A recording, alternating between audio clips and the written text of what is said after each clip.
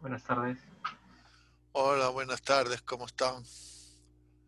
A ver, déjame ver.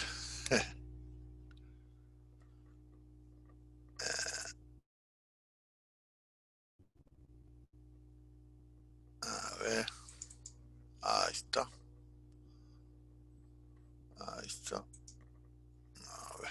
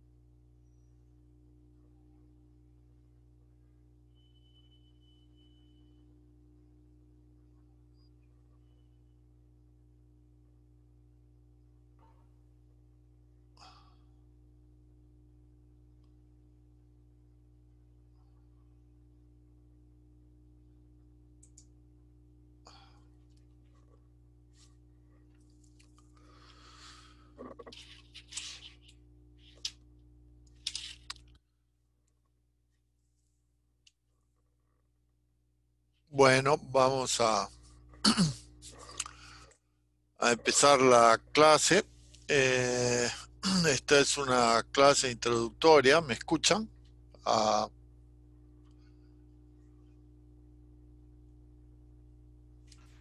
y voy a Sí, presentar. Sí, a ver si alguien. fuerte y claro, profesor. Ok, gracias. Y yo los veo a algunos y a otros no los veo. Espero que me puedan ver a mí.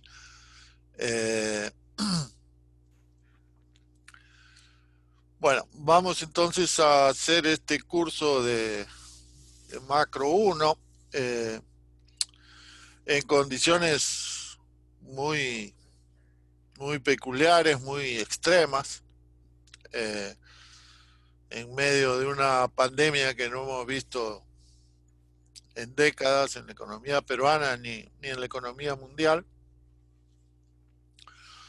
Ah, y como en todo curso de macro, vamos a tratar de conectar eh, lo que enseñamos con lo que pasa en la realidad, con lo que pasa en el mundo, porque básicamente suponemos que la macro sirve para eso, para intentar explicar qué cosa es lo que pasa en la economía real, en primer lugar, y en segundo lugar, qué cosas se puede hacer para mejorar las cosas. Ah, entonces, el programa, a ver si lo tengo por acá. Eh, a ver, acá está. El programa lo han visto, básicamente tiene eh, dos partes. Eh, la primera que va hasta el examen parcial, eh, básicamente trata de la economía cerrada. Vamos a hacer una excepción eh, para incluir los precios de las materias primas de exportación como determinantes del nivel de actividad eh, local, porque en el caso de la economía peruana ese es un factor esencial, ¿sí? Como todos ustedes saben, nosotros exportamos materias primas, básicamente metales, cobre primero, oro, zinc, plata, etcétera, plomo. Y eso, esa exportación de metales es 60, 65, 70%, dependiendo de los precios de las exportaciones totales, ¿sí? Eh, y estos precios, las materias primas que no se fijan en el Perú, no se controlan, eh, el, eh, no los controlamos, son un determinante esencial del desempeño macroeconómico de corto plazo y también de largo, pero aquí en este curso vamos a discutir básicamente los determinantes del nivel de actividad de corto plazo. Ah, entonces, eh, vamos a discutir cómo se determina el nivel de empleo, el nivel de precios, ¿sí? Doméstico, qué rol juegan ahí las políticas monetarias y fiscales y qué rol juegan los factores externos. El único factor externo que vamos a incluir aquí son los precios de las materias primas. Una vez que hagamos eso, regresaremos, vamos a empezar con economía cerrada, abrimos un minuto la economía para incluir los precios de las materias primas de exportación y la volvemos a cerrar para desarrollar el papel del sector financiero, ¿sí? Y entonces vamos a tocar el modelo ISLM que ya conocen ustedes y vamos a darle tiempo y al modelo Bernanke-Blinder, que es un modelo ISLM con bancos, ¿sí? Muy, muy apropiado para la economía peruana, donde la estructura, la columna vertebral del sistema financiero son los bancos comerciales. Y la política monetaria opera a través de los bancos. Entonces,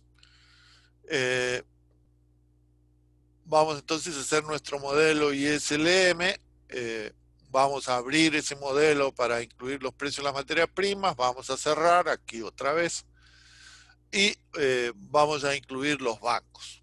¿Está? Esa es, digamos, la primera parte del curso.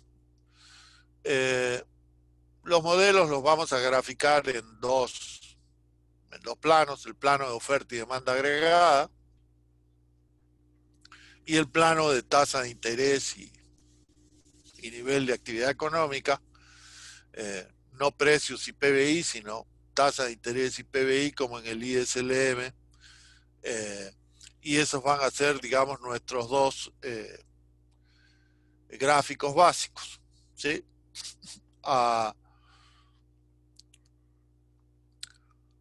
Y en la segunda parte del curso, después del examen parcial, vamos a abrir la economía. Ese es el modelo Mundell-Fleming. Entonces, ahí el desempeño macroeconómico de corto plazo no solo depende de la política monetaria y fiscal local, sino también depende de factores externos, ¿sí? Factores externos, choques, también externos que le llamamos, que básicamente son cambios en variables exógenas. Y entonces con el Mundell-Fleming vamos a desarrollar esta idea de que los factores externos son un determinante esencial del desempeño macroeconómico de corto plazo en una economía pequeña como la peruana, tanto para determinar el nivel de empleo y actividad económica como para determinar el nivel de precios, ¿sí? En general no vamos a tratar con la inflación, sino solo con el nivel de precios.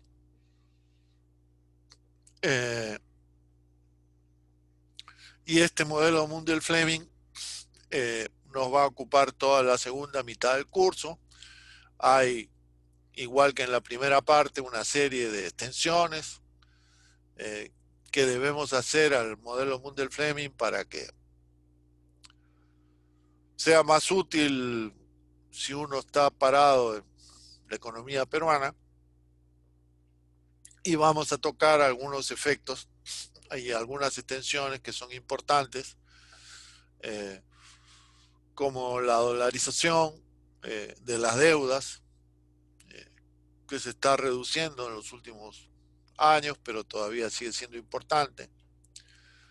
La intervención del Banco Central en el mercado cambiario, ¿sí? Comprando y vendiendo dólares. Vamos a incluir otra vez los precios de las materias primas. Y con eso vamos a tener un modelo simple, pero que es capaz de incorporar las fuerzas principales que determinan la actividad económica y el nivel de precios en una economía como la peruana.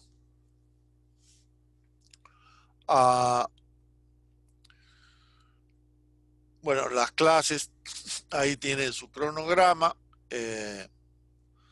Las clases van a ser dictadas por Zoom en los horarios de clase, miércoles, lunes y miércoles de 4 a 6. Las clases grabadas serán colgadas en la página de Paideia, en la página del curso. Y habrá prácticas dirigidas y calificadas con la jefa de prácticas, que es Rosa Quispe, ¿sí? Tienen ahí su cronograma.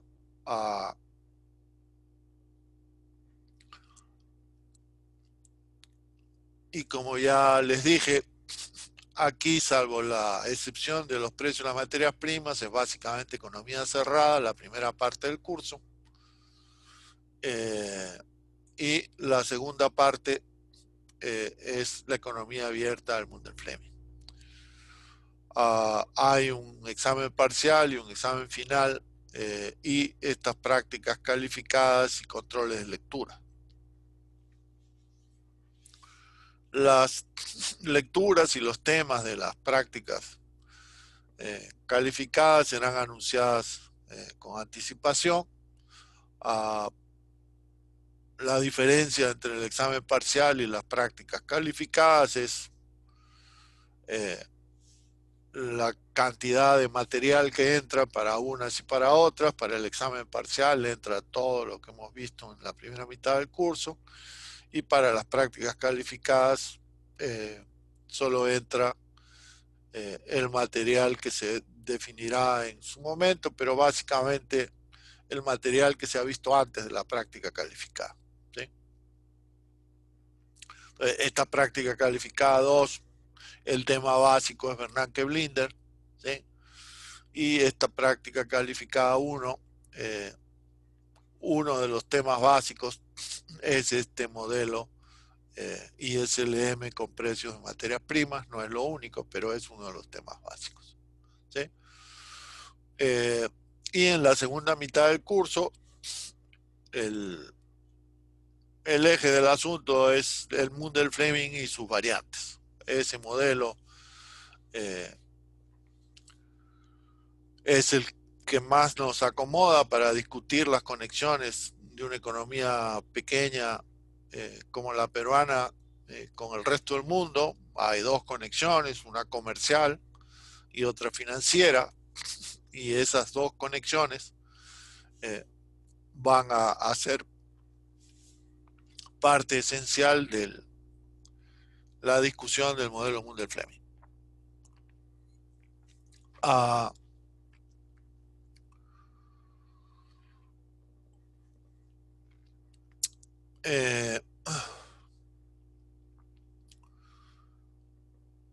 El libro de texto básico que vamos a usar es el Blanchard.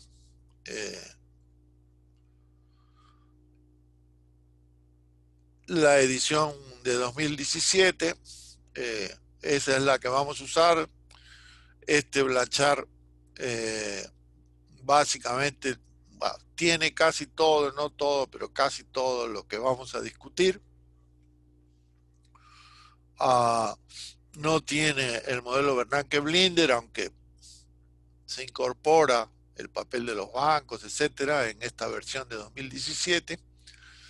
Eh, y en la parte economía abierta vamos a usar también eh, otros dos libros, el de Ball, que tiene un Mundell Fleming muy parecido al que vamos a usar cuando el Banco Central interviene en el mercado cambiario, esa parte del libro de Lawrence Ball. A ver si lo encuentro. Aquí está este de acá. Eh,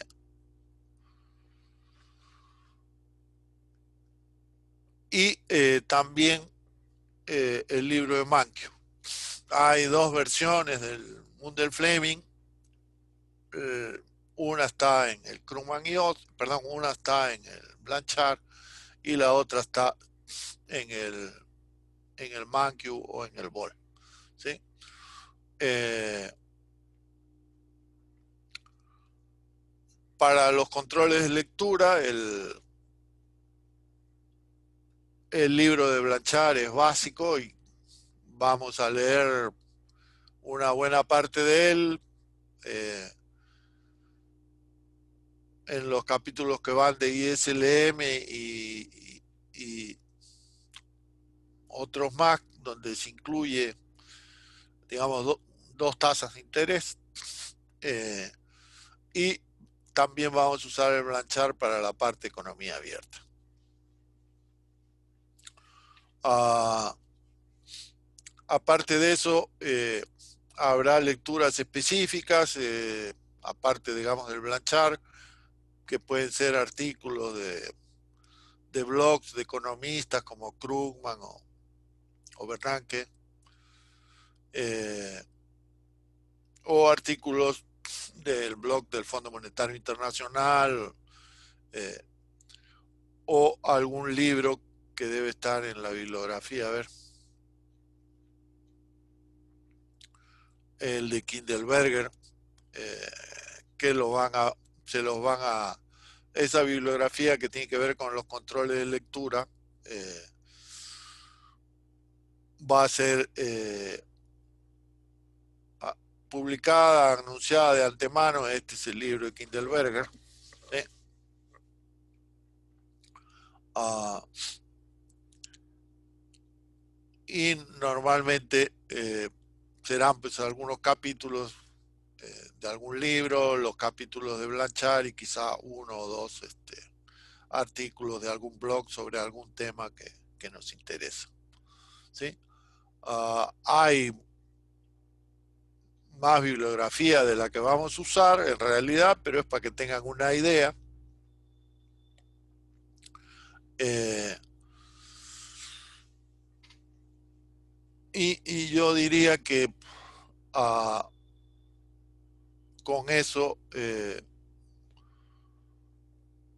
tenemos más o menos completa la presentación del curso. Estos son los pesos, las ponderaciones de las evaluaciones. ¿Sí? Eh, es obvio, pero quiero señalar que las prácticas calificadas y el control y los controles de lectura valen tanto como el examen final. Así que vale la pena invertir un poco de esfuerzo en esas prácticas y en esos controles de lectura, ¿no? Y bueno, el peso se le ha puesto para que ustedes como agentes racionales digan, ajá, esto vale la pena, así que vamos a poner el esfuerzo. ¿Está bien? Y es para eso. ¿Sí? Eh, bueno, la otra cosa que ya van a ir viendo en el curso es que efectivamente en la medida de lo posible vamos a tratar de conectar lo que estamos discutiendo en los cursos, los modelos, eh, con lo que pasa en el mundo real. En verdad, la idea básica del curso es que no hay forma de hacer inteligible, eh, de entender lo que pasa en el mundo si no lo pensamos con modelos. ¿Sí? Eh, y tampoco hay manera de discutir sobre las políticas alternativas que se pueden usar en tales y cuales circunstancias si no discutimos con modelos. Y entonces la idea básica del curso es no solamente presentar esos modelos, sino como dice aquí, como una frase más bien lacónica, eh, que ustedes aprendan a pensar con modelos. ¿Eh? Es una parte esencial de la disciplina en macroeconomía, aprender a pensar con modelos. ¿Sí? Y bueno, la otra parte es observar, como decía Keynes, una observación vigilante de la realidad. Hay que saber lo que pasa en el mundo y conectar eso con los modelos que tenemos. Yo he escogido unos modelos que creo son los más útiles para alguien que va a desempeñar su actividad profesional, sea académica eh,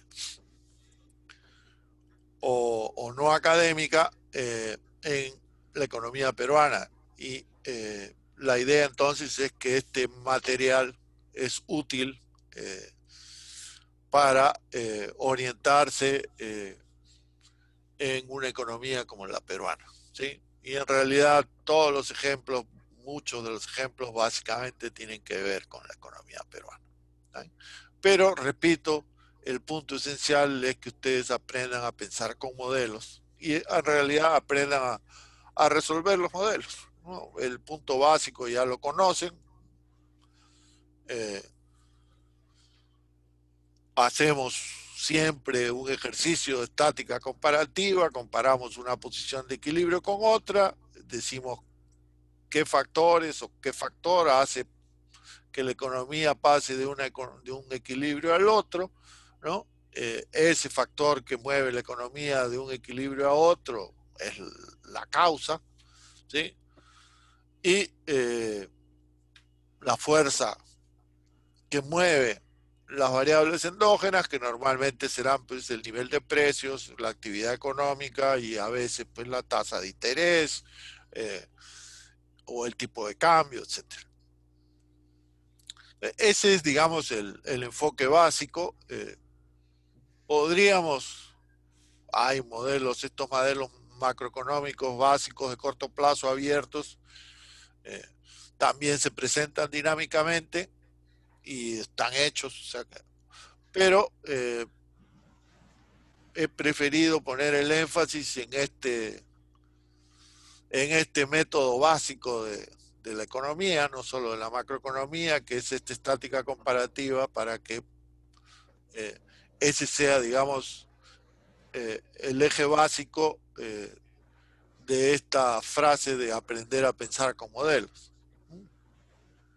Quiere decir hacer ejercicio de estática comparativa con estos modelos, todos van a ser lineales, típicamente, no vamos a usar modelos no lineales, salvo el que quizá voy a presentar ahora, porque no tiene ninguna, no hay versiones lineales, pero no es uno de los modelos macroeconómicos que vamos a discutir, sino eh, voy a hacer una pequeña presentación que la pasaré de un modelo que usan los epidemiólogos para discutir cómo se desarrollan estas epidemias, ¿no?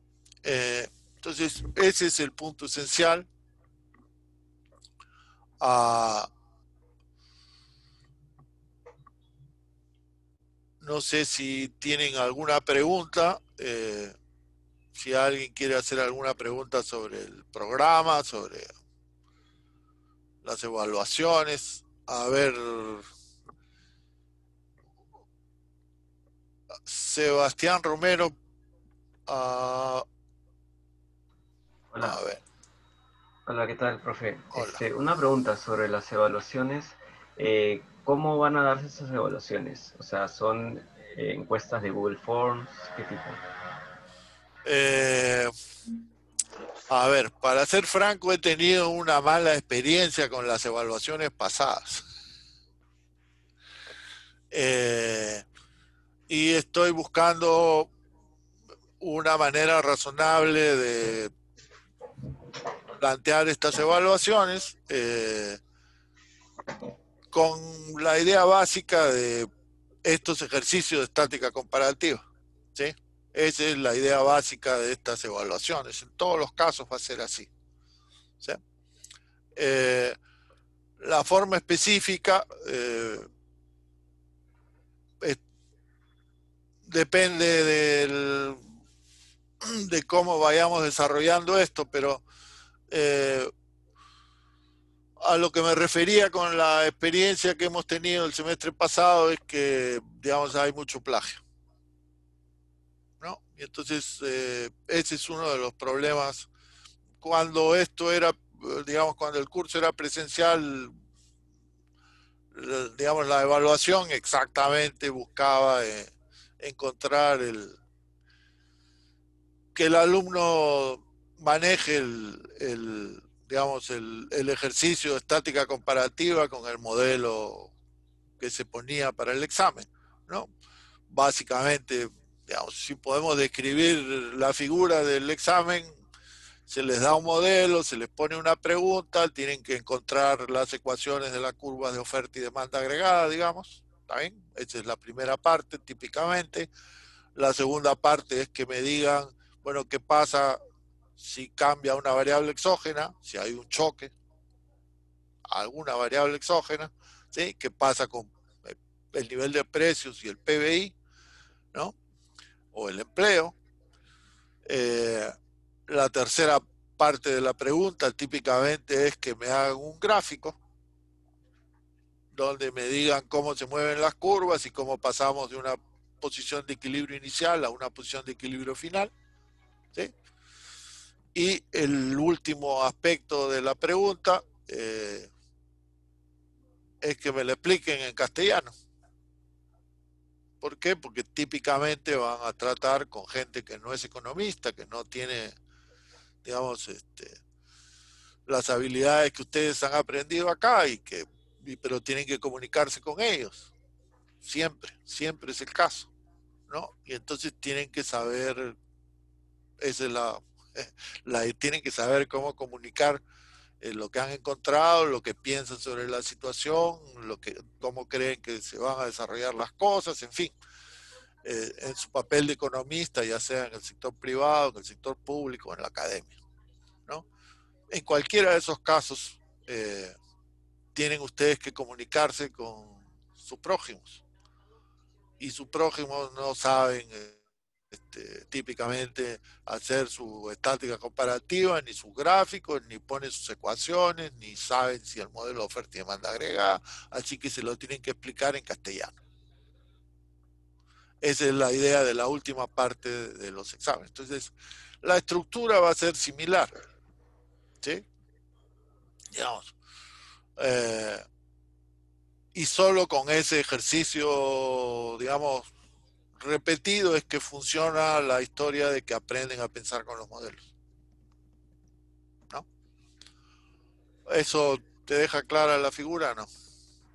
Sí, solo una recomendación que en temas pedagógicos es un poco difícil a veces cuando hay algún error en un examen y yo entiendo que por el tema virtual es muy difícil apuntar el error de cada examen. Así que le recomendaría tener siempre un solucionario de todas las prácticas y de las exámenes, para que así nosotros podamos revisar en caso de que tengamos algún error, saber en qué nos hemos equivocado, ¿no? Ok.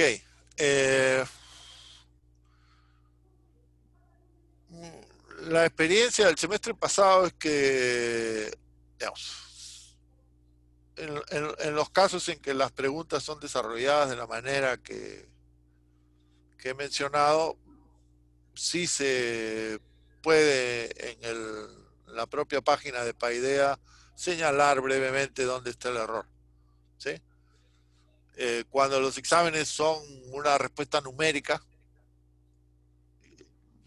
eso ya no es posible. ¿Sí? Pero en los casos de los exámenes de macro 1, normalmente el caso es que sí puedo señalar que tal ecuación está incorrecta, ¿no? O que la explicación tiene, digamos, una falla, una inconsistencia, lo que sea, ¿no? Obviamente de manera corta, pero sí, normalmente hacemos la solución de los exámenes, ¿no? Los exámenes los resuelvo en la clase siguiente al examen, completamente. ¿Sí? Y la clase siguiente al examen básicamente está destinada a eso, a resolver el examen y a que exista un espacio para que ustedes puedan preguntar, discutir o lo que sea. ¿Saben? Y con las prácticas calificadas sí se publica el solucionario. ¿Saben? O sea que en realidad creo que tu, tu preocupación está incorporada en la estructura del curso realmente. ¿Sí? El único examen que no tiene una solución, porque ya no hay clases, es el último. ¿Sí? Pero normalmente en las prácticas calificadas, previas al examen final, aparecen las preguntas del examen final del ciclo pasado. ¿Ah? Entonces, pero esa es, digamos, eh, la única excepción en realidad. ¿No? Listo. ¿Alguna otra pregunta? ¿Alguien quiere preguntar por alguna otra cosa?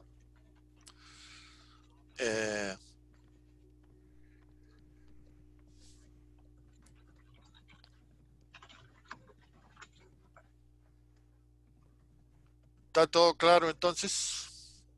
Sobre las prácticas dirigidas, los controles de lectura y las prácticas calificadas, pueden comunicarse directamente con la jefa de prácticas, que es Rosa Quispe.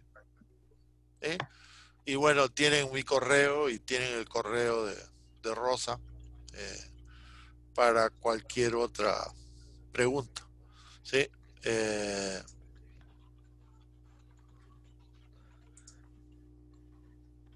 Estamos entonces, consideramos terminado este tema. Si nadie quiere hacer ninguna pregunta ni comentario. Profesor, Dime. Pueden hacer una siempre. consulta. Dime. Profesor, una consulta. No sé si ya lo mencionó, recién me acabo de conectar, pero todas las clases van a ser grabadas y las va a subir. Así es, ¿Cierto? todas. Ahora, si yo les puedo ver, los puedo ver a ustedes en vez de ver a su foto o su letra, es mejor. ¿Sí? Para mí es mucho más grato hacer una clase si les veo las caras, en vez de ver una D, una E, una J o una foto. ¿Sí? Ok. Disculpe que se ve el trabajo. No, está bien. Hagan nomás como puedan. Yo les digo.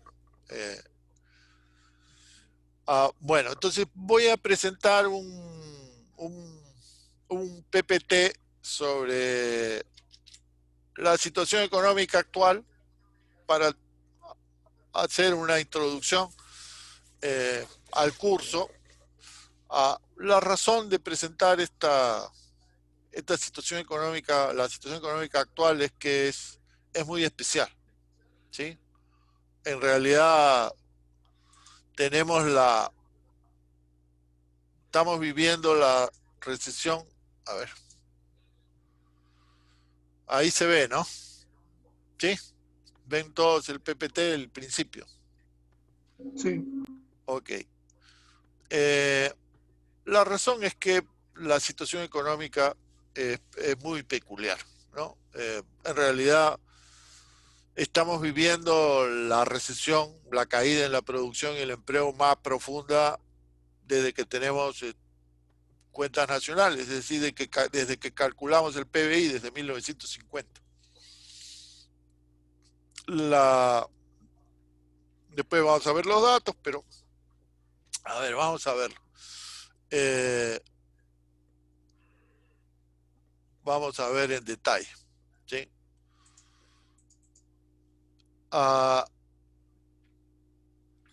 Esta línea verde es el PBI, ¿sí? No es la tasa de crecimiento, sino el nivel del PBI. Y aquí están los trimestres. ¿Sí?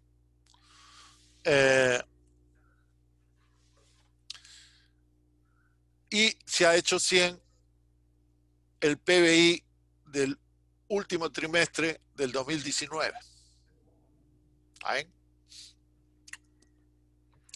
Y la idea es que la economía iba a seguir, digamos, esta trayectoria de la línea azul punteada. ¿Sí?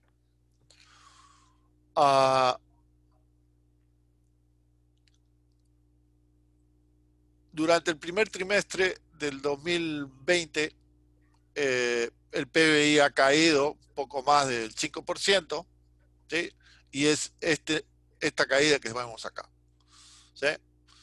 La otra palabra que vamos a discutir con el gráfico siguiente es desestacionalizado. ¿Sí?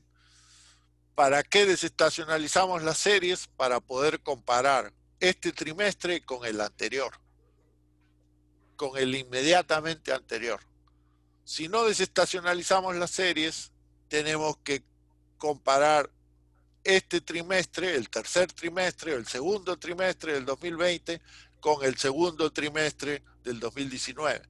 El primer trimestre del 2020 con el primer trimestre del 2019. Entonces comparamos con el mismo trimestre del año anterior. Aquí estamos comparando desestacionalizados. ¿Cuál es la diferencia? Que cuando hay cambios abruptos en la tendencia del PBI, como acá, ¿sí? La economía venía creciendo, cae 5 o 6% y después vuelve a caer otro 30%. Desestacionalizado es 27%, esto es una proyección, pero ahí estamos, más o menos. Estamos por acá, exactamente, un poquito más, un poquito menos. Y si ustedes miran los datos, desde 1980 que tenemos datos trimestrales, solo desde 1980 tenemos datos trimestrales, no hay ningún trimestre en que el PBI se haya caído 30%, comparado con el mismo trimestre del año anterior. No hay ninguno. Después podemos ver eso, pero no hay ninguno. Hay tres trimestres de fuerte caída del PBI en los años 88 y 89, 3 trimestres o 4 seguidos, pero el PBI solo se cae 20%. Esta caída del segundo trimestre del 2020, o sea, ayer, ha sido de 30% comparando con el mismo trimestre del año anterior. Y ha sido 20 tantos, 27, 28% comparado con el mismo trimestre del año anterior, y esto es lo que se ve acá. ¿Ay? Desestacionalizado, ¿qué quiere decir desestacionalizado? Esto también otra vez es el PBI índice 2007-100.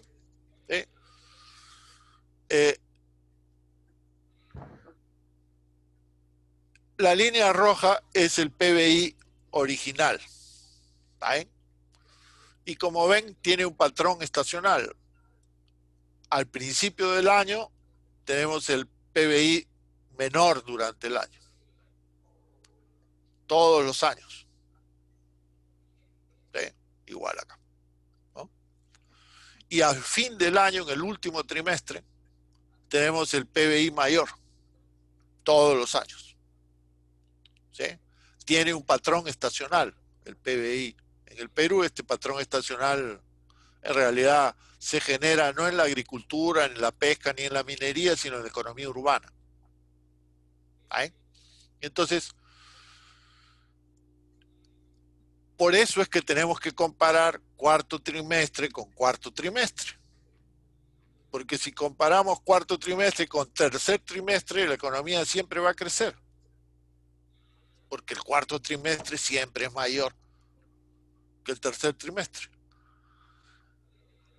De igual manera, el primer trimestre tenemos que compararlo con el primer trimestre del año anterior. ¿Sí?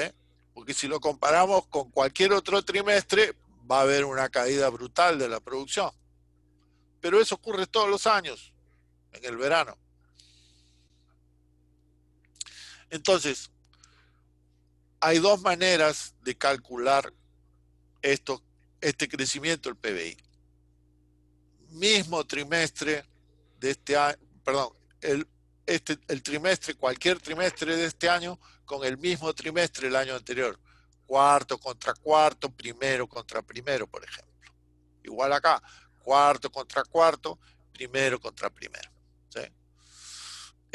A ver, déjenme. Se fue. Disculpen ustedes.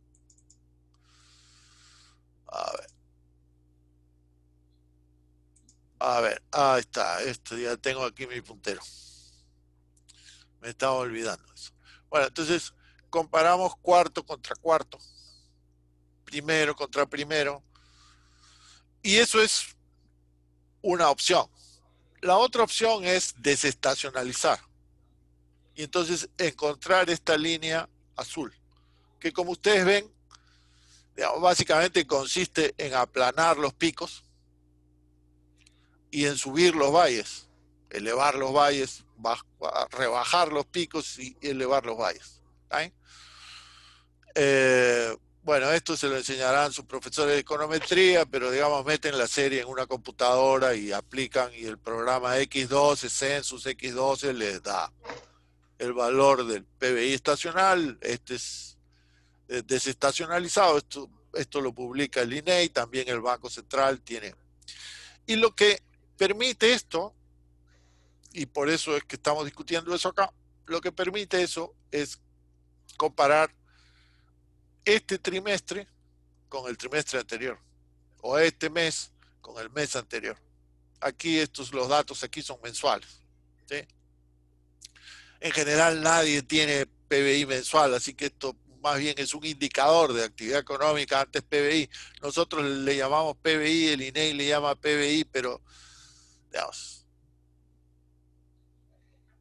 no hay muchos países que puedan calcular el PBI mensual, ¿sí? Porque se supone que es muy complicado hacerlo y demanda mucho esfuerzo y mucha información. Y bueno, vamos a dejarlo ahí. Digamos que Estados Unidos o la eurozona no publica PBI mensual. Chile no publica PBI mensual. Colombia no publica PBI mensual, etc. ¿No? Pero la idea del desestacionalizado es eso. Podemos comparar este trimestre con el trimestre anterior, este trimestre con el trimestre anterior. No tenemos necesariamente que comparar con el mismo trimestre del año pasado. Conclusión: cuando tenemos ese índice desestacionalizado podemos pescar, capturar con mayor rapidez los cambios en la tendencia, este para abajo y este para arriba, por ejemplo, ¿no?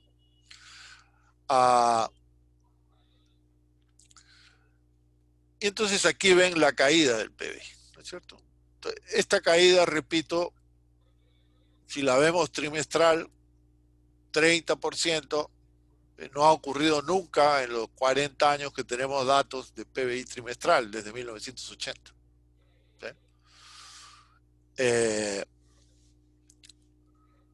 Los únicos años donde ha ocurrido algo parecido pero inferior, PBI se cayó 20% trimestral, es en 88 y 89 durante la hiperinflación en el primer gobierno de Alan. ¿Sí? Bueno, entonces, esa es la situación económica. ¿Sí?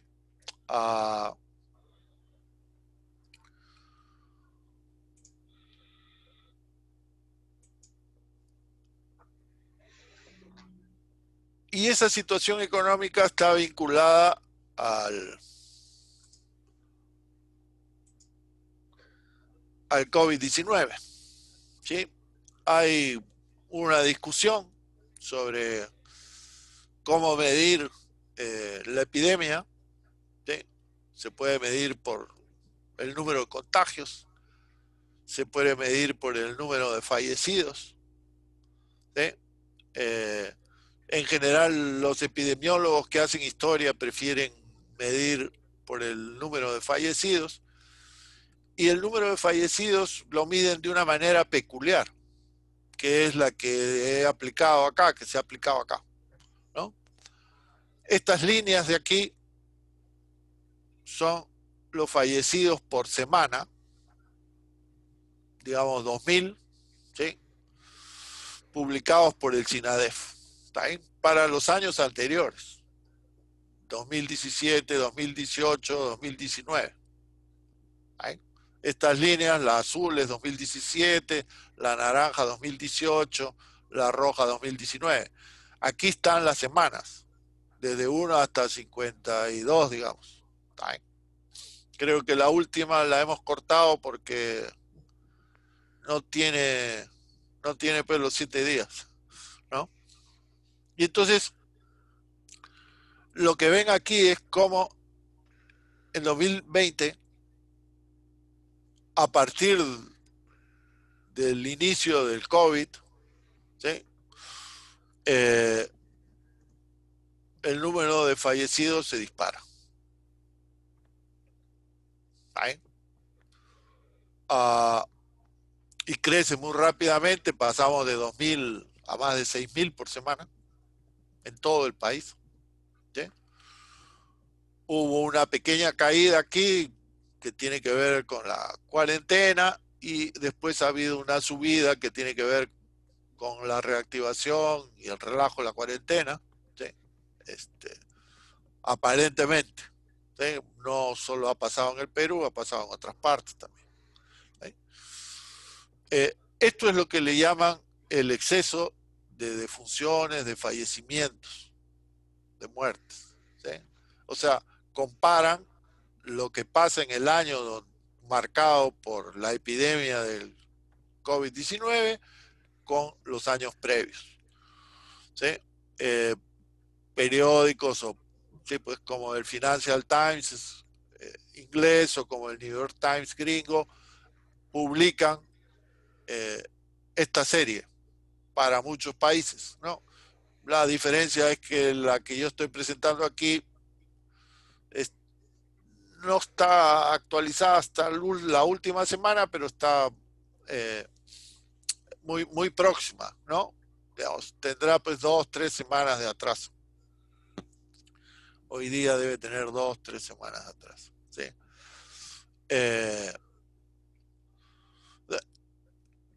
Ese es el mejor registro de la epidemia. ¿Sí? Y así como lo hacemos para Perú, podemos hacerlo para Lima y Callao, que es donde se inició y donde la epidemia se ha desarrollado. Aquí el nivel, digamos, normal de fallecimientos en los años previos, no hay datos, entiendo, hasta antes del 2017, ¿sí? El nivel normal de fallecimiento en los años previos estaba por debajo de 1.000 personas por semana, ¿sí? Y a partir del desarrollo del COVID-19, esto más que se triplica y en el pico llegamos hasta 3.000, más de 3.000 por semana. ¿Sí? Hay una caída en muchos países europeos, tiene la misma forma.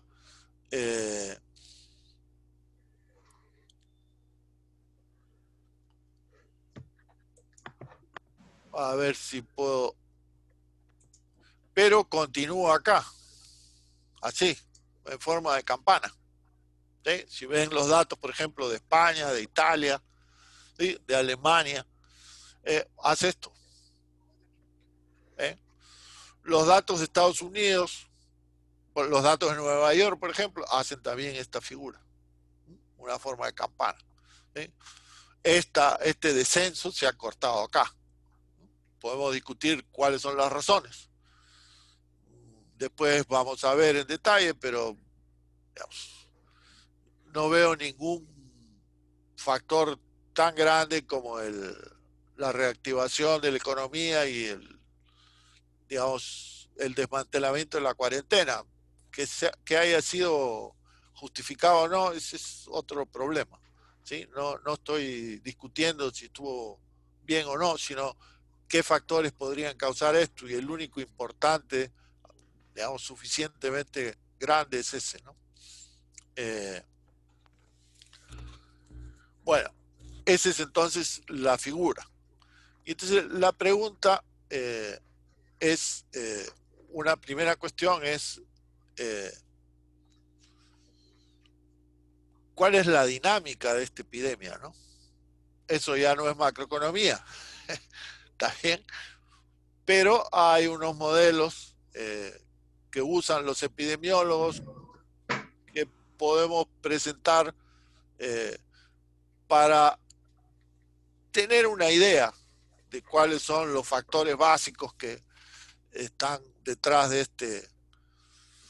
este fenómeno, ¿no? Porque es imposible discutir de la macroeconomía en el Perú y en otros países del mundo, en verdad, en casi todo el mundo, sin tener una idea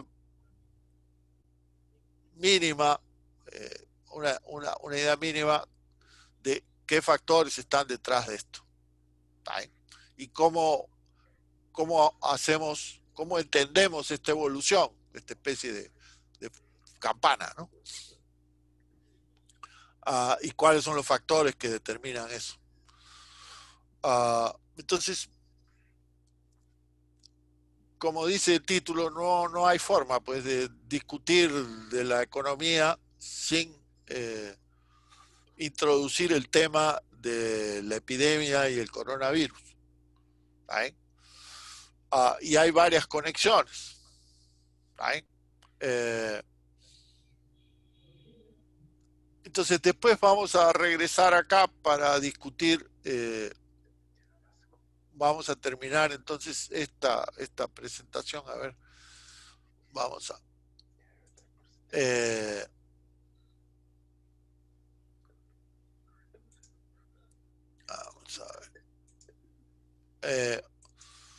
Entonces, a ver qué tengo que hacer aquí, me estoy confundiendo ya. Bueno, entonces, si queremos ver el impacto sobre empleo, PBI, empleo e inflación del COVID-19, vale la pena hacer una distinción. Hay un impacto que viene del COVID-19 a escala mundial. Eso es lo que llamamos un choque externo. ¿Sí? Aún si no hubiera habido en el Perú el COVID-19, no hubiera llegado nunca, digamos, habríamos tenido un impacto sobre la economía, sobre el empleo, el PBI, la inflación, porque el resto del mundo tiene o sufre esta pandemia. ¿Sí? Y entonces hay varios factores, después vamos a discutir en detalle, pero el COVID-19 a nivel global básicamente ha producido una gran recesión. Se ha caído el PBI en Europa, en Estados Unidos, en China, ¿sí? En el resto de países de América Latina, y hay muchos efectos, pero hay tres que han sido importantes, que quiero mencionarlos ahora. Se han caído los precios de las materias primas que exportamos, caen primero y después suben, ahora lo vamos a ver. Han salido capitales del país. Estas dos cosas tienden a subir el precio del dólar, presionan el precio del dólar hacia arriba.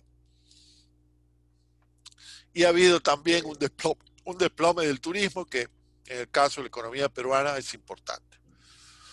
Aún si no hubiera habido COVID local, nadie se hubiera contagiado del virus, hubiéramos tenido un impacto negativo sobre empleo y quizás sobre la inflación. Después vamos a discutir esto en más detalle. Esto lo vamos a ver en el curso, ¿sí? ¿Qué quieres? A ver Papá. si pueden cerrar sus micrófonos. Entonces, este es el COVID en el resto del mundo. Este es el impacto del COVID en el resto del mundo y entonces se transmite a la economía peruana. Pero además tenemos el impacto del COVID local, ¿sí? Vamos a discutir en el curso la cuarentena general. El gobierno cierra ciertas zonas de la actividad económica, partes de la economía, los restaurantes, los cines, las peluquerías, etcétera, porque son actividades donde el contacto interpersonal es muy cercano y el virus se contagia. Eso no solo ha ocurrido en el Perú, ha ocurrido en todas partes, ¿sí? En todas partes se cierran colegios, se prohíben digamos, fiestas multitudinarias, etcétera, etcétera, etcétera, ¿no? Y eso tiene un impacto sobre la economía, ¿vale? Por ejemplo, los restaurantes, aún ahora que los han abierto, bueno, después discutimos eso, ¿sí? Bueno, si los restaurantes están cerrados, efectivamente pues no compran los insumos, hay gente que pierde su trabajo, y ese efecto recesivo se traslada al resto de la economía. Qué sé yo, pues las pollerías compran menos papas y el precio de la papa se cae, ¿sí? Los restaurantes tienen menos trabajadores, esos trabajadores pierden sus salarios y no consumen, se reduce pues la demanda de fideos y de medicinas y de pollo, etcétera. Entonces la cuarentena general tiene efectos directos e indirectos sobre el nivel de actividad y sobre el nivel de precios. También se contagia la fuerza laboral. En el caso de Perú, por ejemplo, esto ha ocurrido en la minería. Hasta donde he podido averiguar, está claro que ha ocurrido un contagio importante en la fuerza laboral de la industria minera. Y eso es lo que explica en realidad que se haya reducido la producción. No es que no pueden vender el cobre o el oro, sino que en los centros de trabajo han tenido pues un contagio grande. También cambian los patrones de consumo. Al principio las peluquerías estaban cerradas y yo no iba pues ni a cortarme el pelo ni a cortarme la barba, ¿sí? Y bueno, y mi peluquero tampoco podía trabajar, ¿sí? Pero una vez que se ha permitido que abran las peluquerías, yo pues tengo miedo a contagiarme, así que no voy al peluquero. ¿sí? Entonces se cae la demanda.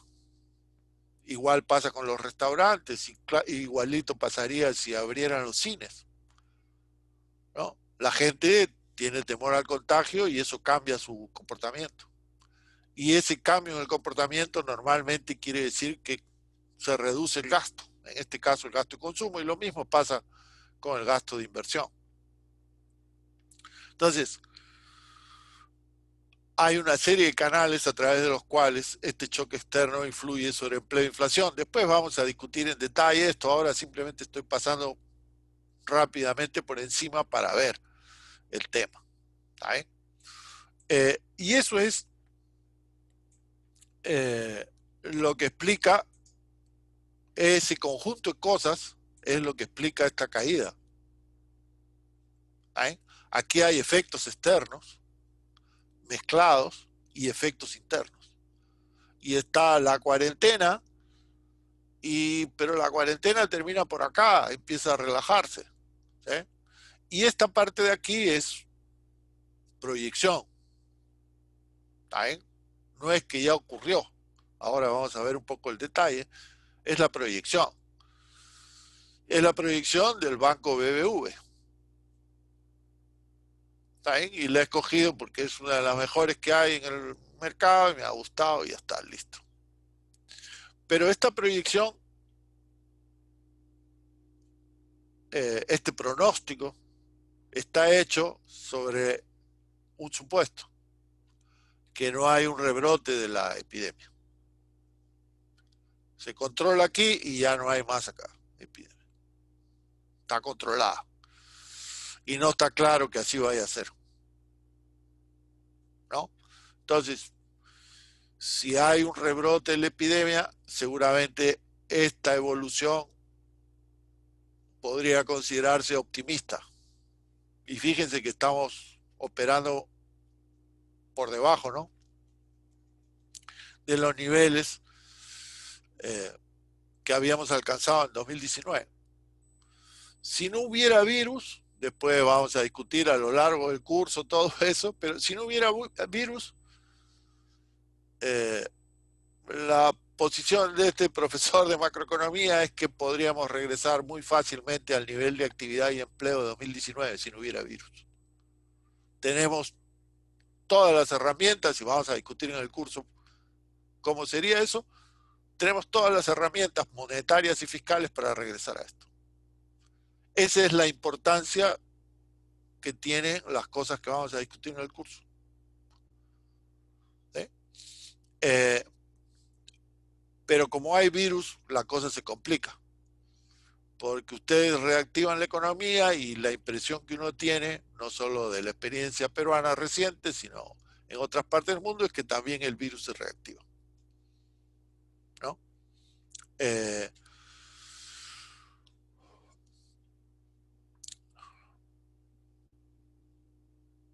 Esto puede servir, ¿no? Esta es una lámina del MEF, de una presentación reciente de la ministra de Economía, y la línea roja es un indicador de la actividad económica en el Perú, dice más o menos lo mismo que teníamos con la línea verde, si la ven, ¿sí?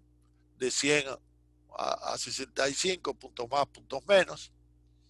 ¿Sí? Y un rebote. ¿Sí? Aquí la idea es que estos son datos, ya no son proyecciones, ¿sí? Estos son datos mensuales, es como este de aquí. También aquí hay un rebote. ¿Sí?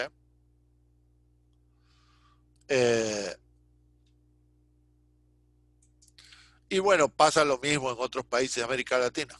Algunos tienen un comportamiento distinto, es el caso de México, por ejemplo, ¿no? México y Brasil tienen una epidemia en desarrollo complicada, Argentina y Colombia también, pero menos. ¿Sí? Y después podemos ver algunos datos sobre eso para comparar. ¿Sí? Yo lo que quiero que vean es que esto ha implicado una recesión y esa caída del PBI, podemos discutir el detalle, ¿no? Pero esa caída del PBI ha supuesto una enorme caída del empleo.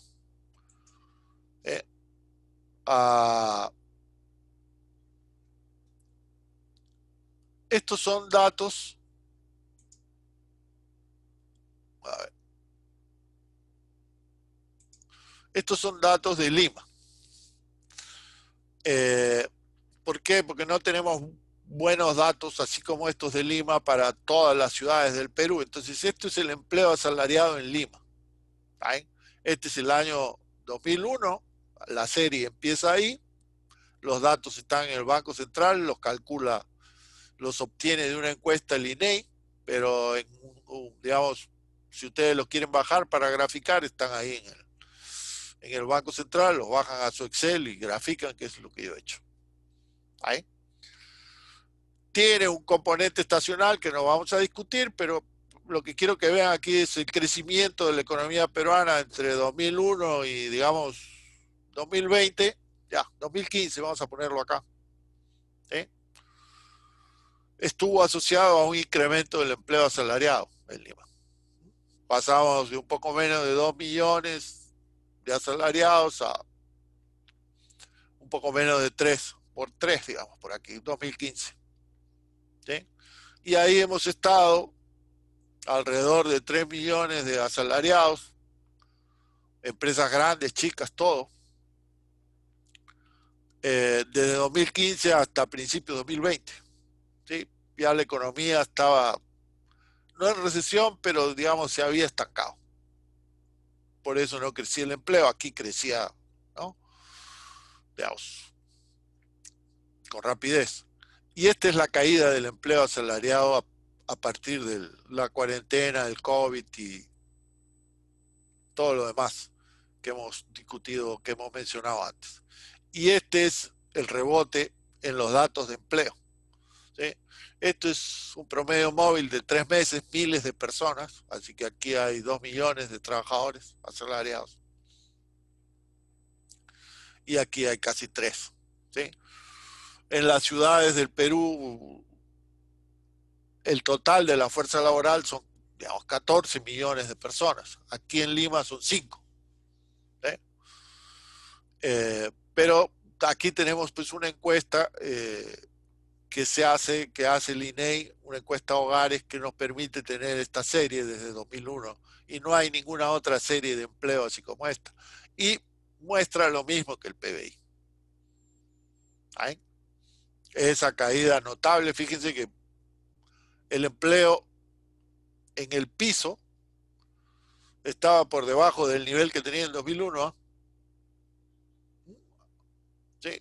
El empleo, se perdieron aquí 1,5 millones, un poquito más de empleos entre el pico y el piso. ¿Sí? 1,5 millones de despedidos, digamos. Asalariados, ¿eh? Y aquí hay un pequeño crecimiento, ¿sí? Este pequeño rebote, ¿sí? Digamos, donde se han creado pues 1/4 de millón de empleos entre el piso, mayo y junio, digamos, ¿no?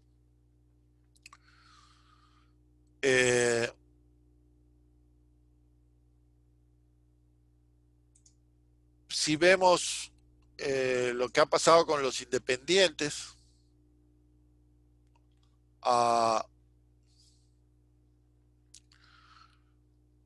estos son los trabajadores independientes, digamos, el arquetipo es el ambulante, ¿sí? Que vende pues en la esquina del semáforo, ¿no?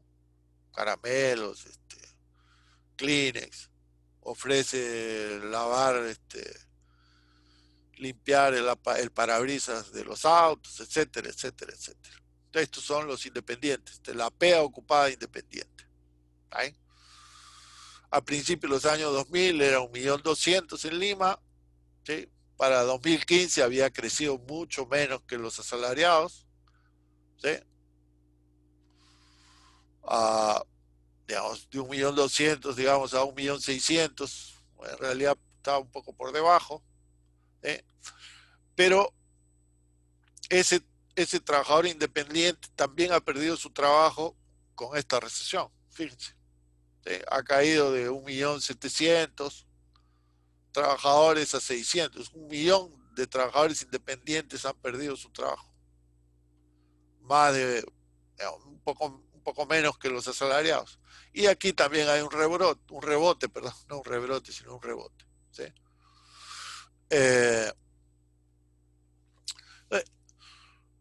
La idea básica entonces es que estas recesiones profundas implican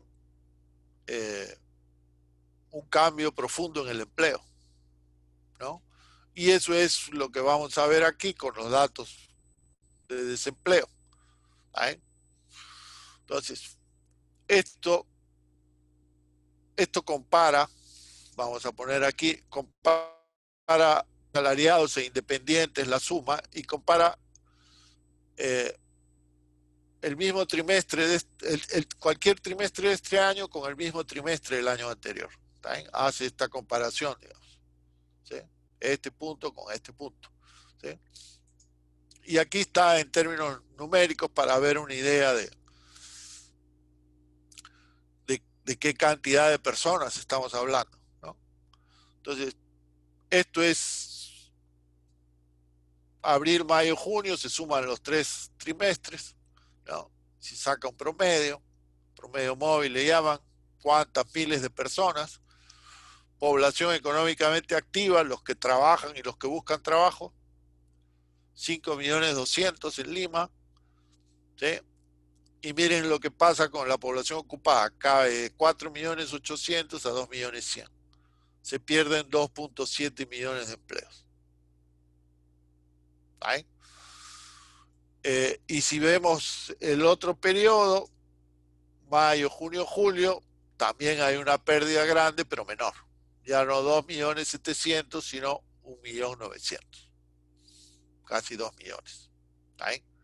Esto tiene que ver con esta recuperación, esta pequeña recuperación. ¿Sí? ¿Cuál es la tasa de desempleo? Entonces, el INEI, y esos son los datos que todo el mundo usa, el INEI que dice, bueno, estos son los desocupados, 500.000 de personas en Lima, y los dividimos entre la población económicamente activa. 547,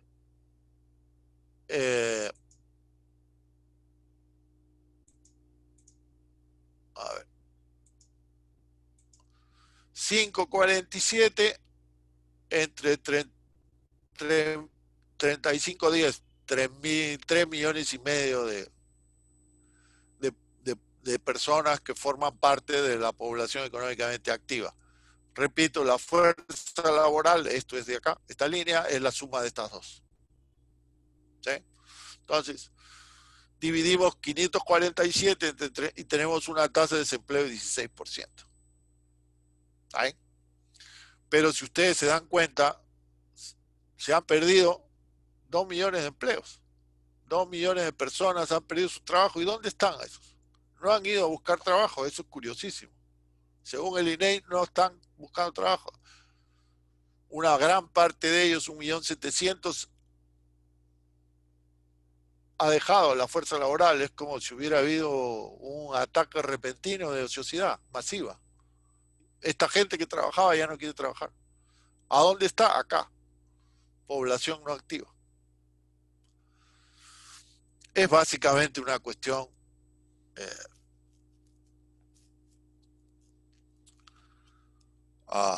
no sé cómo llamarla, ¿no? Pero no sé cómo llamarla, podría llamarla maquillaje, podría llamarle estadística, lo que sea, pero lo que estamos diciendo es que 1.700.000 personas, si usted le ofrece el trabajo que tenía ayer, no quieren volver a trabajar. ¿Qué hace eso? Reduce la tasa de desempleo y pinta una situación que es menos mala de lo que debiera ser. ¿Cómo podemos calcular una tasa de desempleo correcta? Bueno, eso y 1.700.000 que dicen que ya no quiere trabajar, lo consideramos que lo consideramos que está buscando trabajo. O sea, ¿quiénes buscan trabajo? Estos 574.000 personas, medio millón de personas, y 1.700.000 más, que los hemos sacado de la fuerza laboral. ¿Sí? Y por eso la población económicamente no activa aumenta pues en 1.800.000. De la noche a la mañana, todos esos que trabajaban ahora ya no quieren trabajar. Si calculamos así, 1.700.000 más medio millón, entre la fuerza laboral que había acá, nos da una tasa de desempleo de 43%, no 16%. Para efectos prácticos, 1 de cada 2 trabajadores está desempleado en Lima, con los datos de julio. Y eso es una tragedia, un drama y un gran sufrimiento. Porque en este país no hay seguro de desempleo, como sí existe en Estados Unidos, donde les pagan 600 o les pagaban $600 por semana al desempleado, como existe en Europa. Aquí no existe. Y entonces, todas estas personas no tienen ingresos. ¿Ahí? Y eso es una tragedia macroeconómica y es también una tragedia individual. ¿Ahí? Entonces, yo lo que quería terminar con esto para que vean qué es lo que ha implicado el COVID. No solamente ha recesado la economía y ha destruido millones de puestos de trabajo. Y ahora tenemos una población desempleada que nunca teníamos.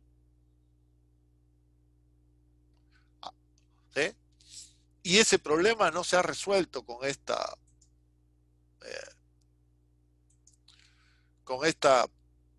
este pequeño rebote. No se ha resuelto. Ni con este. ¿Sí? Ese es el problema que tenemos. ¿Sí? Último asunto para terminar es, como ustedes ven, es pura descripción, pero quiero que tengan una descripción razonablemente exacta de lo que está pasando en el Perú hoy. Pues tarde o temprano ustedes van a manejar este país. Y bueno, mi esperanza es que lo manejen bien.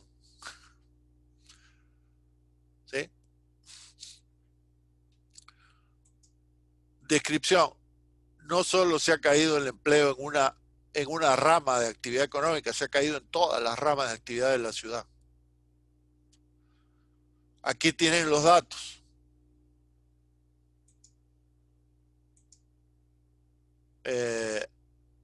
A ver si puedo.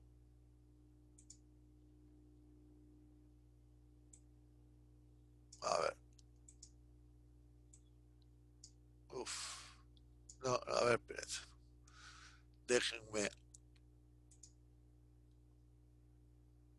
Déjenme señalar el dato. A ver, acá está. Con claridad. Ahí está. Todavía estoy aprendiendo cómo usar estas cosas, pero aquí tienen la caída del empleo 2020 versus 2019, el trimestre ese móvil mayo, junio, julio, se suma y se saca el promedio, y ahí ven que la caída del empleo es en todas las ramas, es en la manufactura, 48%, de 600.000 trabajadores, ahora tiene 300 y pico, en la construcción de 300 a 150, otra caída del 50%, en el comercio de 900.000 personas a 700.000, casi 30%, y en servicios, que es buena parte de la economía en la ciudad, ¿sí? Más del 50% del PBI de una ciudad como Lima son servicios, probablemente hasta 70%, ¿no? Que se ha caído 40%. Ahí está la historia del peluquero que yo contaba y de los restaurantes, etc. ¿Eh?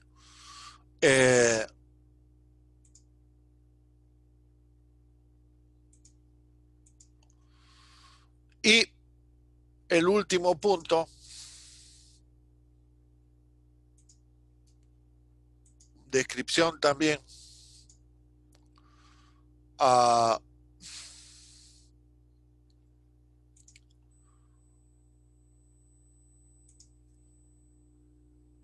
El empleo se ha caído en todos los tamaños de empresas. No solo se ha caído en las empresas chicas o en las empresas grandes, se ha caído en todas las empresas.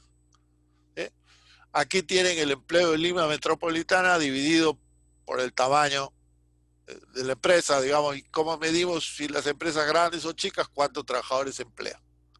Entonces, de 1 a 10, aquí están los ambulantes y las pequeñas empresas que tienen unos cuantos asalariados. El empleo en esas pequeñas empresas es una buena parte del total, ¿sí? Cerca del 60%, más o menos, ¿sí? 3 sobre 5, aquí lo ven. Ahí. 3 millones de trabajadores sobre 5 millones ocupados, ya pues 60% del total está acá. El empleo en estas empresas pequeñas e independientes y pequeñas empresas con algunos asalariados se ha reducido prácticamente a la mitad. En estas empresas de 11 a 50 trabajadores, 40%. Y en las empresas grandes, casi 30%. Entonces, la recesión no distingue, o mejor dicho, la caída del empleo es más o menos similar, muy grande, en todas las ramas económicas de la ciudad, ¿sí? La producción agrícola prácticamente no ha caído, ha crecido un poquito, pero en la ciudad el empleo ha caído en todas las ramas de actividad y ha caído en todos los tamaños de empresa. Es una caída generalizada.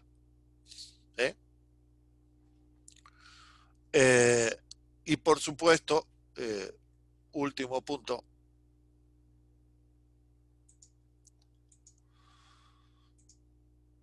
se ha caído el ingreso de los trabajadores. Aquí trabajadores son asalariados e independientes y el INEI mide ese ingreso. A eso le llama masa salarial.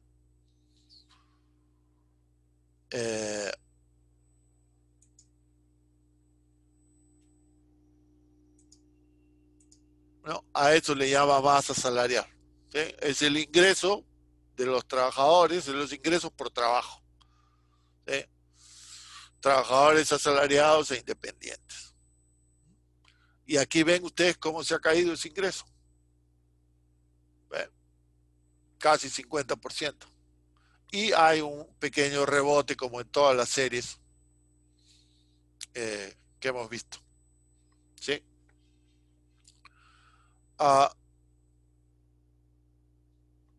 Este es entonces una primera parte de la descripción. Hay otras cosas que vamos a dejar para la próxima clase, pero yo lo que quería que tengan es una visión de conjunto de lo que significa la caída del PBI y del empleo asociados al COVID-19 que está sufriendo la economía peruana actual.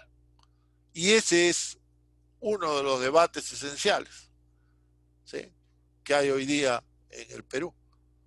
Uno es cómo controlamos la epidemia y el otro es cómo reactivamos la economía, cómo generamos el empleo que teníamos en 2019.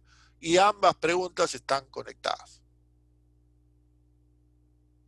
¿no? Pero esas son las dos cuestiones básicas que discutimos hoy en día en el Perú. Y las decisiones que se tomen en cualquiera de las dos, para responder cualquiera de las dos preguntas, van a influir sobre la vida de millones de personas, para bien o para mal. ¿Sí? Yo siempre le digo a mis alumnos que la macroeconomía no nos va a llevar al cielo, pero puede impedir que caigamos o nos quedemos en el infierno. ¿Sí? Entonces, última cosa que quiero hacer solo para que tengan una idea de los factores que están detrás de esta epidemia. A ver.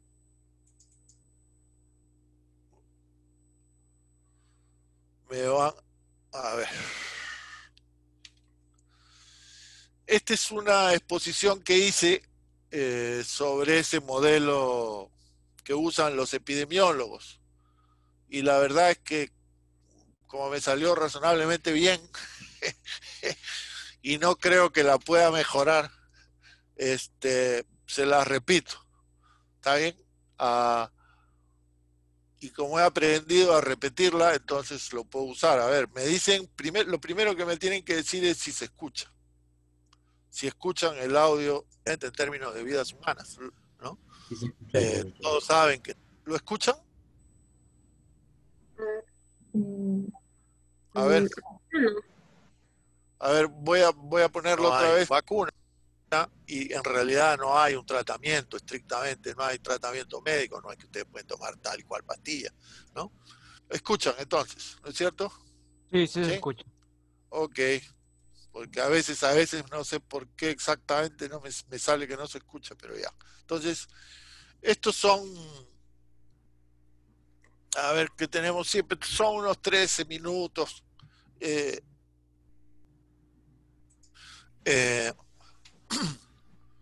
Eso es un primer punto muy importante, ¿no?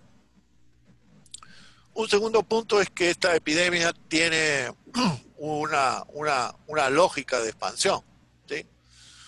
Los epidemiólogos tienen unos modelos para describir estas epidemias, ¿sí? Y estas epidemias tienen esta forma que voy a poner acá, ¿sí? Este es el número de infectados, ¿sí? Hay normalmente en estos modelos de los epidemiólogos hay 3 grupos de personas, ¿sí? Un primer grupo son los sanos, ¿sí? Que les vamos a llamar S, que son los susceptibles de ser contagiados. Aquí estamos suponiendo que la población total es 1000 y que al principio todos están sanos, ¿sí? Son los susceptibles en realidad de ser contagiados. Después tenemos los contagiados o infectados, que al principio son 0, ¿sí? Y por último, la población se divide en tres compartimentos, en 3 grupos mutuamente excluyentes. Los recuperados, pues eso es la R, que no están ni infectados ni son sanos. Son, digamos, los que han sobrevivido, se han vuelto inmunes al virus, y también incluye los fallecidos. En esta versión simple, por eso se llama este modelo de los epidemiólogos, se llama SIR, ¿no? Sanos, infectados y recuperados. Y este modelo nos dice de qué depende el número de infectados. Si queremos saber cuántos fallecidos hay, lo sacamos de acá, ¿sí? Del grupo R. Ahí están los que ya no pueden ser contagiados otra vez porque se inmunizaron o porque fallecieron. Y la lógica principal la puedo mostrar acá, a ver, ¿sí? Este es el número de infectados en el periodo 6, ¿está bien? Al principio, toda la población es sana, no hay infectados, no hay recuperados. Estos 3 grupos, sanos, infectados y recuperados, suman el total de la población. Esta columna es la fracción que los sanos o susceptibles de ser contagiados representan del conjunto de la población. Al principio es 1 o 100%, ¿sí? Y después, conforme la epidemia se desarrolla, esta fracción de sanos va bajando, ¿sí? En el caso de esta simulación numérica, estos modelos no tienen una solución analítica, se pueden simular en el Excel fácilmente. Aquí vemos que al final de la epidemia hay pues un 78% de contagiados, ¿sí? Por ejemplo, la primera ministra de Alemania, Merkel, ha anunciado que para el final de la epidemia se calcula que en Alemania el 60 o 70% de los alemanes habrán sido contagiados, ¿sí? De esos hay unos, como ya ustedes habrán escuchado, yo no voy a entrar al detalle, solo quiero mostrarles la idea básica de este modelo para que tengan una impresión de cuáles son los factores que digamos, mueven esta epidemia y el número de infectados, ¿no? Había una pregunta, ¿alguien quería hacer una pregunta? ¿Alguien levantó la mano para hacer una pregunta?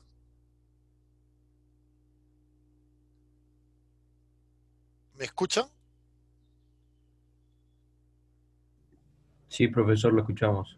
Bueno, ¿alguien levantó la mano, quería hacer una pregunta o esperamos al final de esta pequeña... Entonces aquí tenemos el número de infectados, si hacen un clic acá, eso les dice esta variable de qué depende. Entonces, los infectados en el periodo 6, aquí lo vemos, ¿de qué dependen? Son 0, pero ¿cuál es la ecuación? Esa es la ecuación que está acá, ¿sí? ¿De qué depende? Bueno, en primer lugar, de los infectados en el periodo anterior, ¿sí? ¿De qué depende E6? De E5. ¿Me están siguiendo? Si alguien... dependen entonces los infectados de los infectados en el periodo anterior, dependen de cuántos por contagiarse hay, cuál es, digamos, el stock, el número de personas que puede contagiarse, ¿sí? De un coeficiente beta, que es el que nos indica qué tan rápido es el contagio, ¿sí? Y de la fracción que la población sana representa respecto al total, ¿sí? Y por último, el número de infectados también depende de cuántos se recuperan, que es este término de acá, ¿sí? Los infectados del periodo anterior multiplicados por este coeficiente alfa que nos dicen cuántos de ellos se recuperan. Vamos a suponer que no hay fallecidos, cuántos quedan inmunizados, por ejemplo, ¿no? Y ya no son contagiados. Entonces, la dinámica del modelo depende de este coeficiente beta, que es qué tan rápido ocurre el contagio, y de este coeficiente alfa, que es qué tan rápido se recupera la gente y se inmuniza, digamos, ¿no? La velocidad de la epidemia depende del ratio entre estos dos. En el caso nuestro eso es 2, ¿sí? Para el caso coronavirus, los epidemiólogos dicen que eso ese ratio está entre 2 y 3, ¿cierto? Entonces, finalmente aquí, este es la columna I6, tenemos una constante que representa los infectados exógenos, digamos, los que vienen del extranjero, que al principio es 0, y entonces no hay epidemia, los infectados son 0. Y a partir de este periodo 13, digamos, hay unos infectados exógenos importados, bajan del avión, y esos son los infectados que hay. Y a partir de ahí, eso es como una bola de nieve. Empieza a crecer, a crecer, a crecer, ¿sí? ¿De qué depende la velocidad a la que crece? Depende del ratio de contagio en comparación al ratio de recuperación, que es 2, ¿sí? Y aquí lo pueden ver, ¿no? Y también depende de cuántos personas, cuántos susceptibles de ser contagiados hay en esta sociedad, ¿sí? Y entonces, mientras hay muchos susceptibles de ser contagiados, la epidemia crece, crece, crece, crece, y el número de infectados crece, crece, crece, ¿sí? Si vamos al gráfico, esta es la fase de expansión de la epidemia, ¿sí? ¿Cuándo empieza la fase de crecimiento de los números de infectados y de la epidemia? Cuando el número de gente susceptible de ser contagiada se ha reducido mucho, ¿sí? Entonces aquí ven, por ejemplo, ustedes que el pico está por 144, cuando ya el número de personas susceptibles de ser contagiados se ha reducido a menos de la mitad de la población, ¿sí? En realidad, este factor es el que hace que la epidemia se autoliquide, ¿no? Aquí es una epidemia sin ninguna intervención. ¿Vale? Sube y después decrece. ¿Cuánto dura todo este periodo? Si miramos China, estamos hablando pues, de 3, 4 meses, a todo dar, 3 meses, ¿no? ¿Por qué se usan estas simulaciones? Porque no hay datos de experiencias previas similares. Y en este gráfico de al costado, y ya con eso voy a terminar esta explicación, tienen esta misma simulación, la epidemia sin intervención alguna, que es la línea azul, ¿no? Acá medimos el número de infectados igual que acá. Y tenemos 2 intervenciones, digamos, del Ministerio de Salud que establece 2 cuarentenas, ¿sí? Una cuarentena corta, que es la verde, y una cuarentena larga, que es la roja. Ambas empiezan aquí, ¿sí? La cuarentena corta, cuando se termina, permite que la epidemia renazca, ¿sí? Es esta línea acá, y después vuelve a caer. Y la cuarentena larga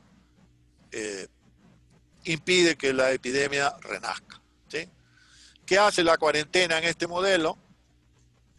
¿Sí? Lo vemos aquí. Básicamente reduce la velocidad del contagio. Eso es lo que hace. Ese es el único factor que cambia aquí con la cuarentena. La velocidad de contagio se reduce 25% en esta simulación, ¿sí? Y cae de 0.2 a 0.15, en este caso durante 15 periodos. Esa es la cuarentena corta. Y la cuarentena larga cae a 15 periodos cae a 0.15 durante 40 periodos, pero después regresa a su nivel inicial, ¿sí?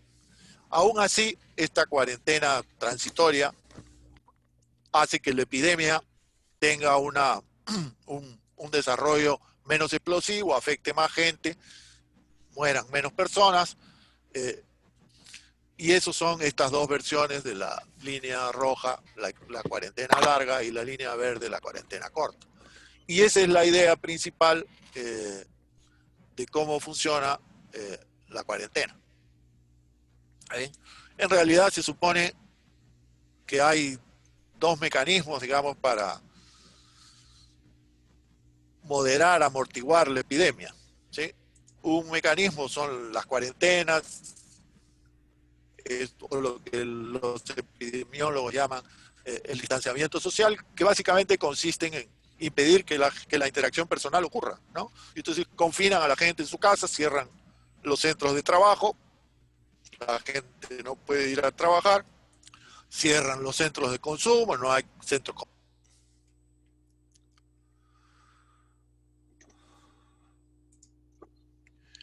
Listo. Quería hacer esa presentación para tener una idea de los factores que influyen sobre esta cuarentena. El resumen es sencillo. Hay, digamos, dos factores importantes, ¿no? Uno es el beta y el alfa, ¿no? El beta es digamos, la velocidad del contagio, y el alfa es la velocidad de la recuperación, y entonces el desarrollo de la epidemia depende de esa relación entre beta y alfa. En el caso de la simulación se supuso que era 2, que es lo que dicen. Ya vieron, ¿no? 0.2 entre 0.1, 2, eso da la velocidad, digamos, de propagación del virus, y eso hace que en la parte, al principio, el número de infectados crezca muy rápidamente, de manera explosiva. En realidad es la parte ascendente de la campana esa que hemos visto, ¿no? Y el otro factor es cuántas personas, qué porcentaje de la población es susceptible de ser contagiado, que es como el oxígeno para un incendio, ¿no? Y entonces ese factor va decreciendo. Y cuando llega a un cierto punto, ¿sí? Que tiene que ser, digamos, vamos a ponerlo así, igual a beta sobre alfa, ¿no? N sobre S tiene que ser 2, digamos, y beta sobre alfa es 2, entonces ese es el pico de la campana. Y a partir de allí empieza a decrecer, ¿no? Esos son, digamos, los dos factores. Y las políticas influyen, pues, en estos modelos. Entonces, las cuarentenas influyen sobre beta. Que tengas un mejor o peor sistema de salud influye sobre alfa. De eso depende el valor de alfa, ¿no? Este es el modelo más simple que usan los epidemiólogos. Tienen versiones mucho más complejas, ¿no? Pero nos da una idea de qué fuerzas están detrás de esta epidemia cuando no hay una vacuna. La vacuna en realidad lo que va a hacer cuando se presente es reducir el número de susceptibles de ser contagiados, ¿no es cierto? Y si se reduce lo suficiente, puede liquidar la epidemia. E igual si se descubre un método para tratar a los infectados y hacerlos, digamos, sobrevivir en la mayor parte de los casos, eso aumenta el valor del alfa, ¿no? Quería presentar esto porque es un conocimiento mínimo que está, digamos, al alcance. Y ahora quería dar un tiempo para las preguntas, si es que hay preguntas. Entonces voy a dejar y a ver, ¿quiénes quieren hacer preguntas? A ver.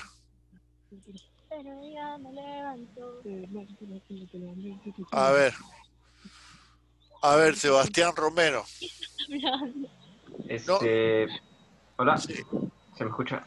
Sí. Yo tenía una pregunta. La semana pasada veía este noticiero, el Canal 2, 90 segundos, y decía que en cuanto a la población desempleada,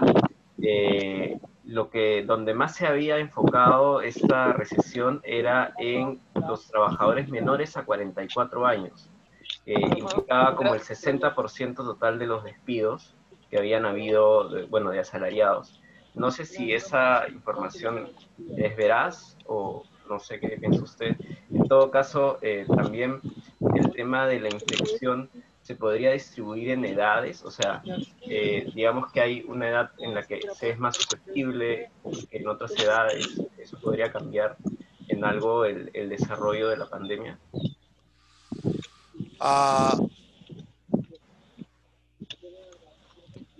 Lo que yo he visto de los datos, esos datos primero están en el INEI, esos datos de los despedidos, así como yo los he presentado el empleo por...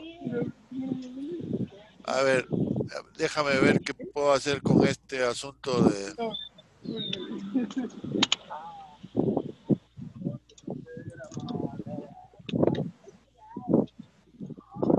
A ver.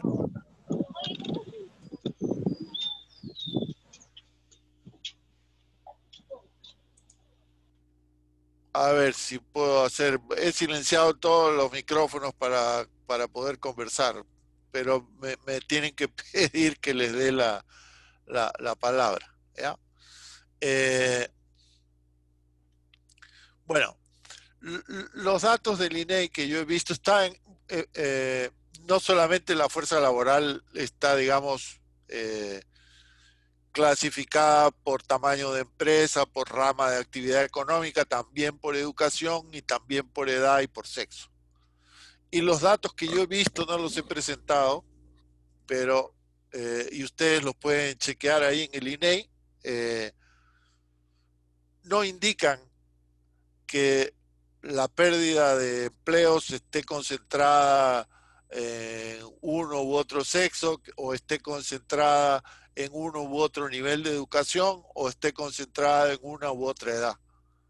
Los datos del INEI para Lima, no son para el Perú, ni son para todas las ciudades, indican que la caída del empleo ha sido generalizada y no distingue ni por tamaño de empresa, ni por edad, ni por educación, ni por rama de actividad económica, ni por sexo. Esa es la impresión que yo tengo de haber leído estos informes. Ahora, ¿cuál será la fuente de eso que tú has escuchado? Eso sí que no sé, ¿no?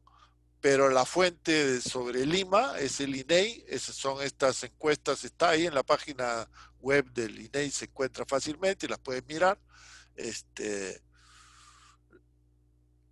Esta encuesta sobre el mercado de trabajo en Lima, que se hace desde los años 2001, indica que esta recesión, no, digamos, los despedidos de su trabajo por esta recesión no están concentrados en algún grupo particular.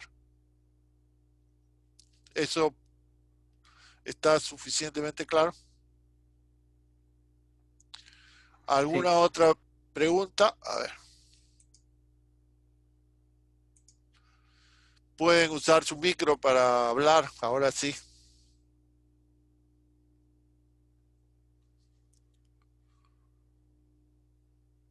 ¿Alguien quiere hacer una pregunta?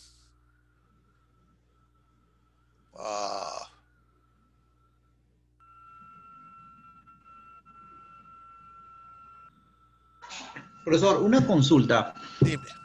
Con respecto al precio de la gasolina, a pesar de que ha habido ha bajado la demanda de los combustibles, bueno, creo que usted el siglo pasado explicó más o menos sobre este tema, ¿no? De que no iba a bajar y al contrario iba a subir. No le entendí muy bien por qué, y bueno, es lo que pasó, ¿no? La gasolina se ha mantenido, es más, y creo que inclusive se va a mantener así, ¿no? Esa es una... Te perdí el resto de tu pregunta. Una es el tema y la otra... de la gasolina.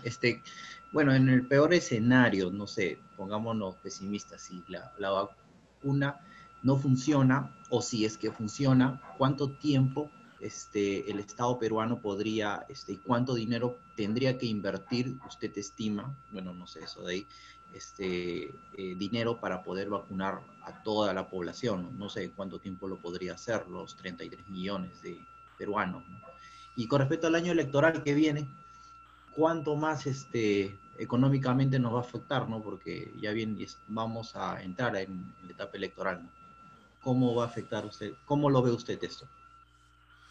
Ya, pues son preguntas complicadas. Algunas las vamos a seguir discutiendo en la próxima clase, ¿ya? Porque todavía no he acabado la presentación de la coyuntura, pero primero, sobre los combustibles, ¿sí?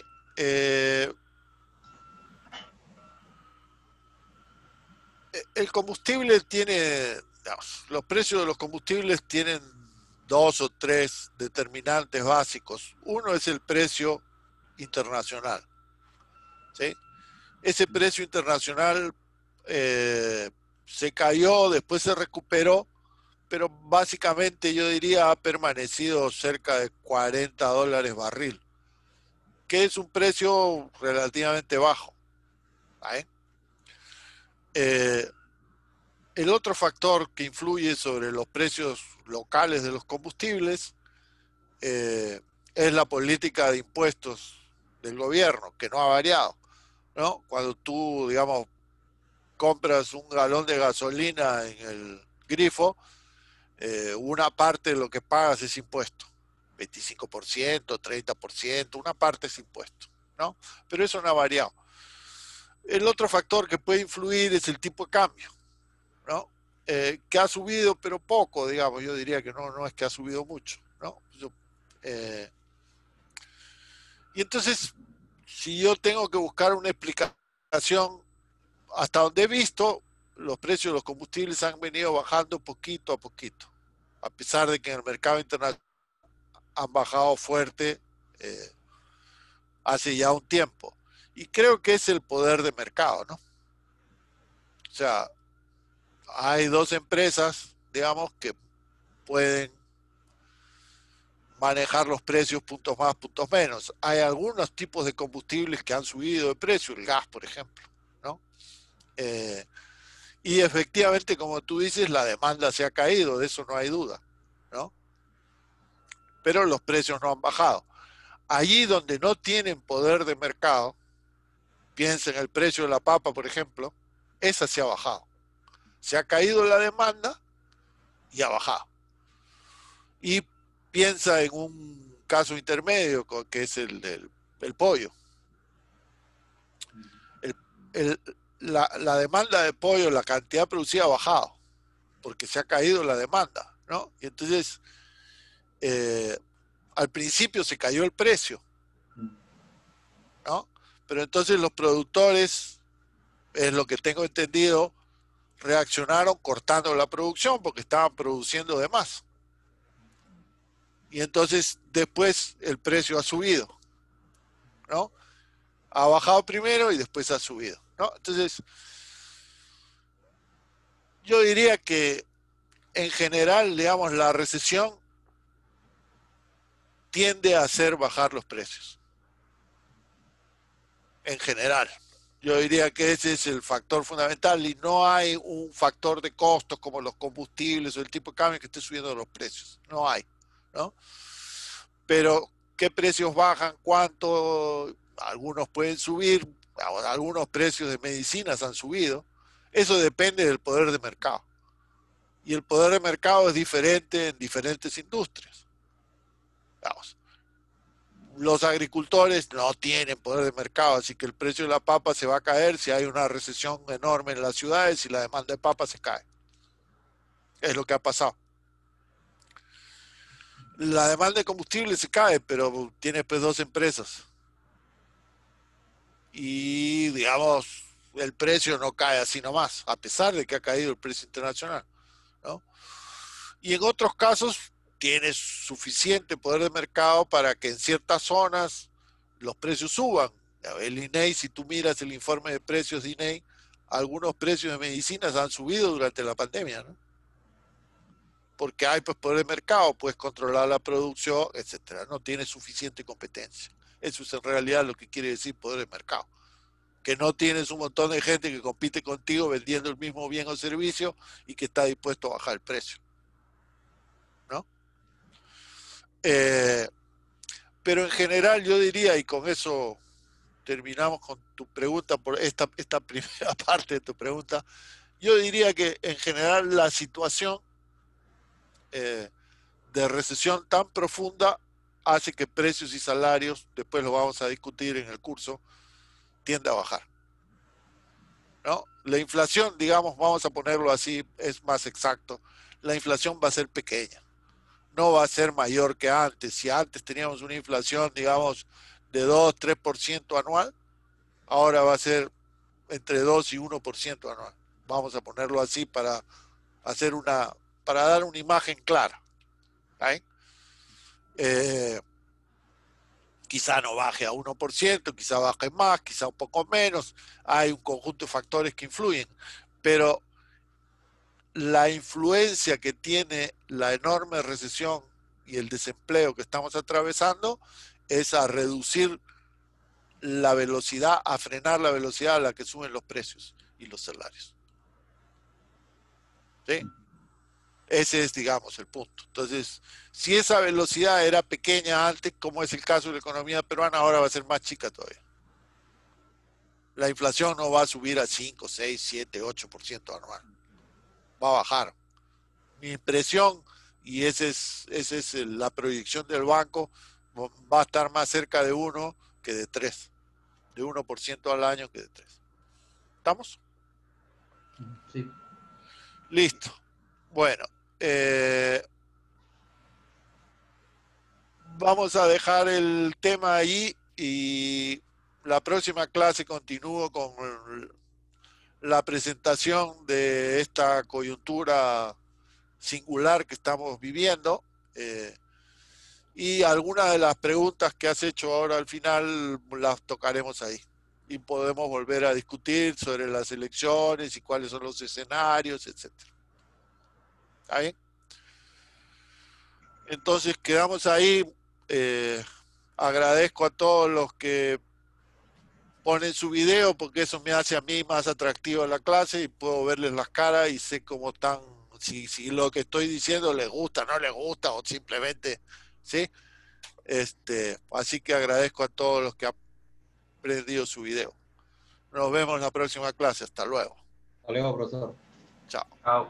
Luego, profesor. Gracias. Profe. Hasta luego.